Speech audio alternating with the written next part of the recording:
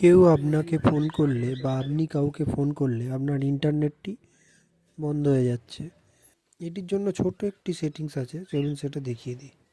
Mobile স্ক্রিনে গিয়ে এখানে সার্চ করবেন সেটিংস চলে আসার পর এখানে সার্চ করবেন মোবাইল নেটওয়ার্ক। নিচের দিকে চলে আসবেন অ্যাক্সেস পয়েন্ট নেমে ক্লিক করবেন। তারপর আমার যেমন ভোডাফোন আছে তাই ভোডাফোন ইন অপশানটায় ক্লিক করছি। ক্লিক করার পর একটা লিস্ট খুলে যাবে। একদম নিচের দিকে এসে দেখবেন নেটওয়ার্ক টাইপ বলে একটি অপশান আছে। নেটওয়ার্ক টাইপটায় ক্লিক করবেন, করার পর দেখবেন লাইট বলে একটি অপশান আছে। এই লাইটটায় রাইট ক্লিক করে উপরে সেভ করে দেবেন। সেভ করে দেওয়ার পর কিছুক্ষণ নেটওয়ার্কটি আপডেট হতে সময় লাগবে, তারপর আপনার নেটওয়ার্কটি নিয়ে নেবে।